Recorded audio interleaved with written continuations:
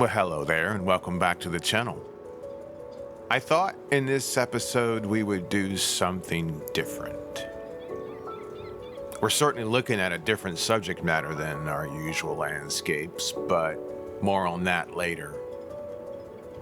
No, I thought I would show you how I make my images look the way they do. Well, maybe not all of my images. But the images that I get that don't need a lot of work put into them. You know, some images you have to put a lot of work into, and other images, well, it seems as if, the camera's done it for you.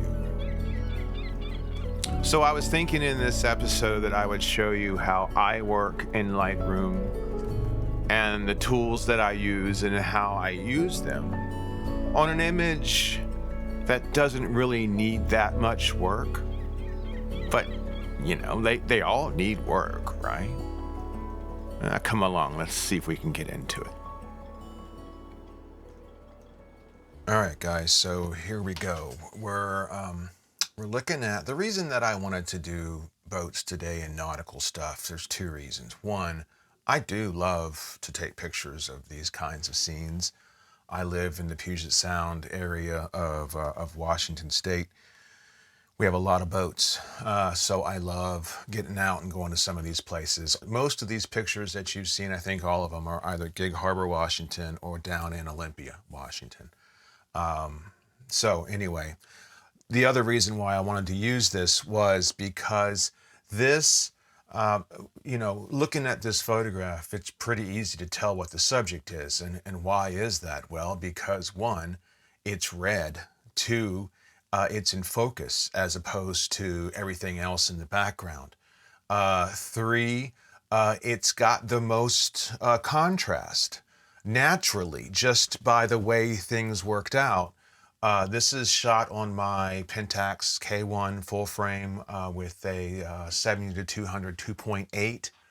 I believe I was around 3.5 on this, f3.5 or something like that. I was pretty closed down. So the reason that I did that is so that I could blur out all this background, because the blurred out background is the way we get depth, and it shows depth this way. But another reason, and the reason that I want to say, okay, this is the way I do things for landscape, is because when you're doing a landscape and say you've got flowers and then a lake and then mountains, the flowers are going to be like the boat right here. They're going to be like the boat. They're going to have all the contrast and all the color, where your lake and your mountains in the background are going to do what these boats here do. And this area back here, see, this area back here is so far into the fog, you can barely tell what it is. In nature, it kind of does that. We kind of tend to lose, because of the haze or the fog or whatever in our scenes. Mountains tend to get hazy. They tend to lose focus. They tend to be less contrasty. So this image has done all that. And so that's kind of what I wanted to get across, is that I look at this image and I go, okay, well, this has already got everything I would want. But if I was going to do the same thing on a landscape image, I would do it totally different, because I would have to create this. I would have to create my subject and create that kind of contrast and color and saturation and beautifulness and sharpness where my subject is. I think we'll do that in an upcoming video. I don't want to make this too long, so I'm going to go through and just show you how I do Lightroom. I'm repeating myself. I'm not going to repeat myself, I swear. Let's get to it, okay? So, all right, so we're going to start up here. I go from the top to the bottom, okay? Sometimes I will choose a profile, sometimes not. In this case, I'm not, because I just want this to be minimally processed, okay? Every time we process, it should be that we're doing a minimal type of processing. Even if it's a lot of processing, it should be minimal. Anyway, okay, so we'll start at the top. Do I want to work with the temperature? I mean, what I always do is I always work, I go one side, I go the other, okay? So I want to see what the brown looks like. Looks terrible, okay? I want to see what the blue looks like, slowly. You know, not great, okay? So I don't know that I need anything. So double click, take it back to the middle there, reset it. I do want to, I guess, no, see, I want to warm it up because that warm will bring out the warmth and all of this stuff here, okay? And like I said, we're doing minimal. We're not doing local adjustments where I might go back and make the background cooler. I'll show you that in another video. Right now, we're just doing what's called regional adjustments or adjustments of the whole frame, not just parts of the frame. There's a word, and I forget what that is. Not regional adjustments. Anyway, if you guys know what it is, and I'm sure you do, put it down in the comments so I can remember. Getting old. Anyway, so I have warmed it up a little bit because I want to bring out a little bit of that warmth here. I'm not going to touch anything of this because there is no reason for this to be any of these colors. It's not a sunset. It's not a sunrise. I don't need that kind of purpley wonderful color, so I'm not going to mess with it. Do I need to do this? First of all, I kind of usually just go auto. What does it do? Good grief. That's terrible. So, okay. Command Control Z and get back to where we were. So let's just go one at a time. How's my exposure? My exposure is okay. I can make a little bit of an adjustment here. I'm always looking at my histogram, no matter what. You know, that is the most important thing, both on the back of the camera and in Lightroom or Photoshop, whatever you're doing, is paying attention to this histogram, because you know we don't want we don't want that. Okay, obviously we don't want that, and we also don't want that. And of course, I'm being silly, but you know what I mean. Okay, so my exposure looks okay. I'm not going to mess with that. I'm not going to mess with my contrast too much because I like to mess with contrast later. Maybe I'm weird about that, but I like to do it later. Highlights. Okay, I look up here and I don't see much problem. I look over here and I don't see much problem. I kind of like that. I'm not going to worry about that. My shadows, do I want to raise and lift my shadows? Well, I do. Why? Because I have parts in here that I know there are some shadows. Now, what I'm not going to do is I'm not going to go, okay, that's just silly. I did this for a while when I believed that somebody said, hey, just go ahead and take your highlights down and your shadows all the way over. That ain't the way you do it. Sometimes that works, sometimes it doesn't. In this situation, it actually does kind of work, even though I don't like the highlights down like that. But it does take all the black out of the image, which I'm not opposed to, but I'm not going to adjust the highlights. I am going to bring the shadows up just a bit because I want to start to see some detail in here if it's in here. And you know, it's in there, I can see it, but see, I don't want that to all get washed out. And we're just doing regional adjustments or whatever. So we're not going to get crazy here. If I can get a little detail here, good. Also, my blacks, I don't really ever want to see blacks like that, okay? Like if I turn this on here, push this little button up here, and it turns on all these things that show you your black and white points. I don't want that to be black. It could be, but I don't think so. I don't think so. And usually in my landscape images, I do not like to have pure blacks. If I'm doing black and white, yeah, of course, I'm going to have pure blacks and I'm going to have pure whites. But in a landscape or a color image, no, I don't like, unless I'm really going for something to be really contrasty and super, you know, contrasty, which if you know my work, I don't do a lot. I'm a quiet kind of light, quiet kind of you know, painterly and light. I don't like really in-your-face images. Sometimes, I guess. I went through a phase, but anyway, so let's see what we're doing here. So I've lifted my shadows. I've brought my blacks down to where I'm getting some clipping on or some pure black, which I don't want. So I will bring it, and if you watch the water down here, it will disappear. See, there it goes. Okay, so that's where my black point's going to be. Well, presence, clarity. In this instance, I will add clarity. If I'm doing some sort of a forest scene or something, or a landscape or something that I do usually do, I don't do that. I will actually back off the clarity, because it will take the edge off. My camera puts a little bit of an edge, and if you take and sharpen that edge, yeah, it doesn't come out. It looks scrunchy and crunchy or whatever. So what I'm going to do, but in this situation, this is wood and this is a boat. So what we're going to do is we want to see that. Okay, so we're going to give it some clarity. I don't mind doing that. Actually, I'm going to give it some texture too. Let's give it the beans and see what happens. Now you see what we're doing here though? We're bringing this black back in. So I may come back up like this. We're noisy too, but now see, now that's over the top. That's way over the top. We're not going to do that. Make an adjustment and then come back half. Maybe not half, but there was a photographer at one point that I heard that said every adjustment you make one way or the other, you should always come back halfway, because then you are assured that you're not going over and doing what we're all guilty of doing when we're young photographers and just making everything balls to the wall. Pardon my French. But anyway, I'm getting off the point here. I'm going to give it some texture and I'm going to give it some clarity. That's just made everything here very sharp.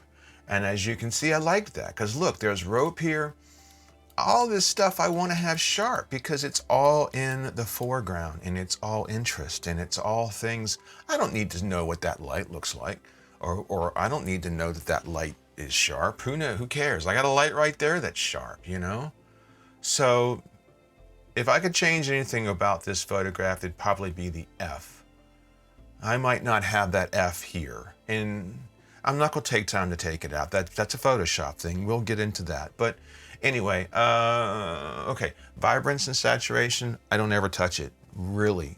Unless I'm going to desaturate something, I don't use vibrance and saturation. So you may ask, well, wait, if you don't use saturation and vibrance, then how do you get that saturation that you want? Well, you may know this trick, you may not.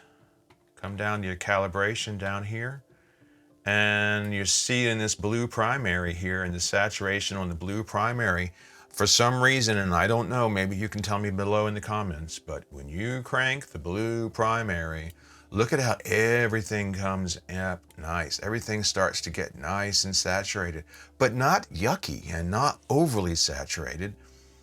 And like I said, I don't know. I just know when I push that, and I know when I move that towards the right, it's nice. It works. I don't have to do much else. Okay. Now, as far as the HSL, I do work with HSL. Not that often. It depends. Like here, I don't like the fact that this blue is so strong. So maybe I'm going to come in here and I'll desaturate the blue. See? That makes it not compete. Okay? This is our subject. This is not our subject. This is not our subject right here. So I'm going to come in and I'm going to desaturate that blue. I may come up and give myself a little bit of red, but not really, because this is awfully red too. And this is already, this piece of wood right here is already kind of sticking out. And you know, if I was going to do a few things, that might be something that I do. You know, I might come in here and just do this real quick and do that real quick. And then I'm going to come in and I'm going to bring that down. Just so it's not competing, I'm going to also bring the contrast out of it. I'm going to bring it down and darken it. Okay, I'm taking the highlights off of it. It's kind of sticking out, but whatever, I can't do anything about it. And I wasn't going to do anything as far as masks go. If I was going to do something else as far as a mask go, we'll add another mask and we'll go brush. If anything, I might come in here and paint this because it is awfully bright, okay? And so I might come down here and just paint over this, just quick. Okay, and then I'm going to come in here and I'm going to go like that. I don't know why these come out the way they do, but see, I'm going to bring that down. Okay, that's all. That's all. And what that's going to do, that's going to help this stick out. Okay, so that's all. That's all we're going to do. Now, if you wanted to get more into it, you could kind of go in here and work on the colors of the boat and get this boat brighter. But I don't think we need to do that because I think the sharpness and the saturation and the contrast, once again, I think that does the job for us. We don't need to do anything else. All right, so next thing is sharpening. Lightroom gives you sharpening at 40% because they figure all raw files are pretty unsharped, or whatever the word is. So I usually will leave it at 40. I use another program to sharpen, and I'll put that down or up here or wherever, because the name is escaping me. As you can tell, I'm not very good with names. Anyway,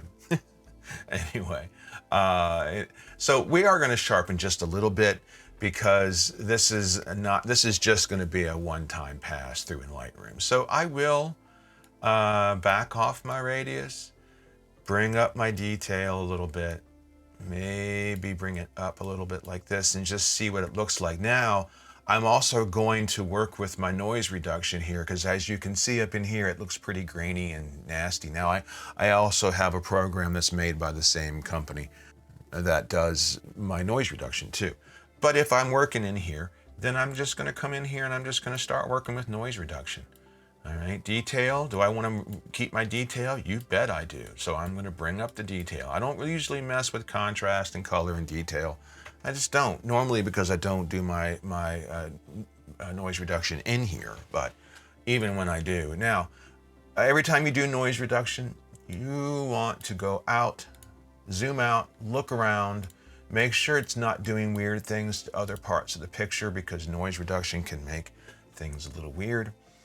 Right, so always remove chromatic aberrations, so you get rid of those funky red and green lines or red and green things, halos around. So I do remove chromatic aberration every time I come into Lightroom. Even if I'm going to go to Photoshop and round trip back into Lightroom, I'm going to do chromatic aberrations again. Profile corrections, not really. I don't want to. The reason I don't want to is because I don't like the way it lightens it up. I like that this lens, this 2.870 to 200, I like the fact that it's a little dark around the edges. See? Now you can see the difference. There's with it off, there's with it on. Now, if I wanted to introduce my own vignetting, yeah, okay, maybe. I also don't like the way it brings everything kind of forward. I like the way it sits back a little bit. So we're gonna just take that off. We don't need it. All right, auto transform for uprights and everything. I like to put it on auto just to see what it's going to do, and if I agree with it, I'll let it go. I'll turn it off and I'll go, well, okay, well, did that do something good? Yeah, it probably did, so we'll leave it, okay? If I don't think it did something good, or if it doesn't do anything, that means I did a pretty good job of getting things lined up. Highlight priority, vignetting. If I'm going to use vignetting, I'm going to add it later. I'm going to add it through a mask, a radial mask, actually. Since we're not getting into that, I'll show you what I do here for vignetting. A little, okay? Watch this. Maybe 5, okay? And we're also going to feather it out and spread it out because I don't want you to know that there is a vignette there. You know, we don't ever want to, start, whoa, sorry. Let's get rid of that. Up there, turn that off. We don't ever want to do that. That's horrible. Don't do that. I think every photographer probably goes through this when they discover how cool vignetting is and they go, oh man, look at that. We all do that. I went through that. I shudder to think. I don't want you to see the vignette, but the vignette is so important because this is our subject, okay? I want to draw you into that subject. So that one of the easiest ways to draw you into that subject is to bring you in with a vignette, to darken the outsides of the image, but not like that, okay? So I'm gonna go light, okay? -7, -8. I'm going to feather it really heavily. All right. And then, see, you don't even know it's there. You can barely tell. See, you can tell here, but you can't tell up here that much. Okay, so that's why I do that, okay? I don't really go crazy and all that stuff. Now, normally at this point, I would go into Photoshop. I would do any of the things that I do in Photoshop. I also have a Luminar Ai, and I've just recently gotten into Luminar Neo. So from this point, I mean, I can call this photo finished because I think it is. But if I wanted to do more, I could go into Photoshop and do whatever I want to do in Photoshop. And then I could go into Neo and do some final things. And then I'd come back into Photoshop from Neo and then save back to Lightroom, which brings us back. And then I can export and do everything that I do. Okay, I think we can call this one done. You know, I don't have the right way to do this or the wrong way to do this, and nobody does. Everybody does things a little differently. Everybody picks up things along the way. I hope that maybe you've picked up a hint or two here, or if you're new to Lightroom, I hope I haven't scared you too much. It's not scary. The secret to it is really just working with it and practicing with it like you're playing a violin. You sound really bad when you're young and you're playing a violin, but by the time you've been like me and you've put 20 years of practice into this, it becomes very natural and you can get artistic and musical. In other words, a violin player sounds like crap to begin with, but by the time they've been playing for 20 years, if they've practiced a lot, they sound crazy good. Well, I hope you practice a lot and get crazy good. And I hope that this has helped a little bit. So here's the before and after. And I think you'll see that I really didn't do that much. You know, sometimes it just doesn't take that much. Anyway, if you have enjoyed this content and have found value in it, I'd appreciate it if you'd consider subscribing and giving me a like and all that kind of stuff. And if you wanted to go a little further, you could buy me a coffee. A link is in the description below. All right, guys, that's it for me. Thanks so much for watching, and we'll see you next time. Take care.